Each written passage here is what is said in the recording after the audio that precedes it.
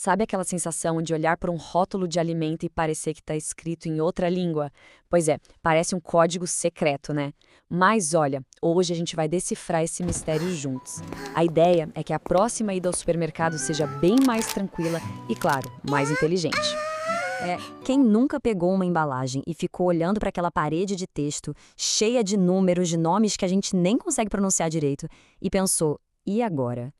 É super comum se sentir um pouco perdido.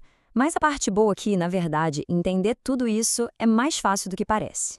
Pensa só, pode parecer até meio bizarro hoje em dia, mas antigamente era assim mesmo. As pessoas comiam sem ter a menor ideia do que tinha dentro de cada produto. Sem rótulo, sem informação. Era uma compra no escuro, o que tornava quase impossível fazer escolhas realmente conscientes sobre alimentação. E como é que a gente saiu dessa escuridão e chegou na informação que temos hoje? Essa linha do tempo aqui resume bem a história. Tudo começou a mudar, mesmo, depois da Segunda Guerra, com a industrialização forte dos alimentos. Aí bateu aquela necessidade de mais transparência, né? Os Estados Unidos deram um pontapé inicial lá em 93. O Brasil entrou na onda em 2001.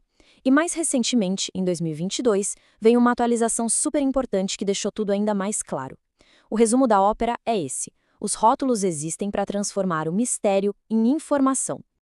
E a mudança mais visível de todas, a mais recente, tá ali, ó, bem na cara do produto. É o alerta frontal. Vamos entender como ele funciona como uma espécie de atalho, uma primeira pista, para a gente bater o olho e já saber o que está acontecendo. E essa pista tem nome, é a famosa lupa. A ideia é essa mesmo, de uma lente de aumento, sabe? Ela coloca o foco naquilo que realmente importa e que, em excesso, não faz bem para a saúde. É um aviso visual, papum, sem rodeios. Olha só o primeiro alerta. Alto em açúcar adicionado. E aqui tem um detalhe crucial, hein? Não estamos falando do açúcar que já vem naturalmente na fruta, por exemplo. É sobre aquele açúcar que a indústria coloca durante o processo. Entender essa diferença já muda o jogo. O próximo aviso é o de alto em gordura saturada. Esse aqui é um baita sinal de atenção.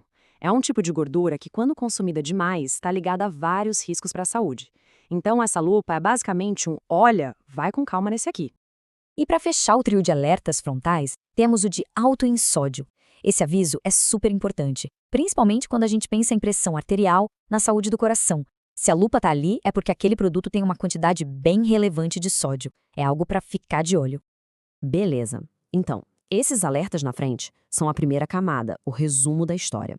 Mas a história completa, com todos os detalhes, está lá atrás, na tabela nutricional. Agora a gente vai mergulhar um pouco mais fundo para entender o que ela nos diz. E para a gente não se perder nesse mar de informações, o segredo é focar em 3 pontos principais. Primeiro, a lista de ingredientes. Segundo, o tal do VD, o valor diário. E terceiro, o tamanho da porção. Dominando esses 3, a leitura do rótulo fica, ó, moleza. Começando pela lista de ingredientes. Aqui, a regra de ouro é menos é mais. Dá uma olhada nesse exemplo aqui.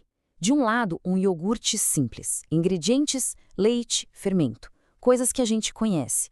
Do outro lado, um iogurte saborizado. A lista parece não ter fim, cheia de nomes que parecem de aula de química.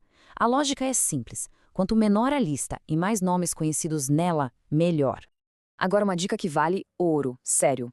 A ordem dos ingredientes na lista importa, e muito. O primeiro da lista é sempre o que tem maior quantidade. Então, se o primeiro ingrediente de um cereal matinal é açúcar, adivinha só qual é o principal componente daquele produto? Exato, açúcar. É uma forma super rápida de sacar qual é a real daquele alimento.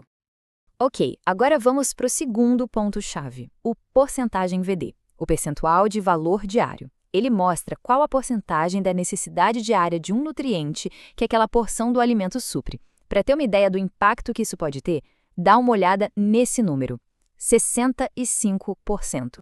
Pois é, 65%. Essa é a fatia de todo o sódio que uma pessoa deveria consumir em um dia inteiro, que está em uma única porção de macarrão instantâneo. É chocante, né? Então a lição aqui é clara. Um percentual VD muito alto de sódio, açúcar ou gordura saturada tem que acender um sinal de alerta na hora. Mas olha, não é só de nutrientes que a gente precisa falar. Tem uma outra maneira bem interessante de classificar os alimentos pelo nível de processamento deles. E para isso, existe a classificação NOVA, que, aliás, é uma criação brasileira e que ajuda a gente a entender o caminho que a comida fez até chegar no prato. São 4 grupos bem simples de entender.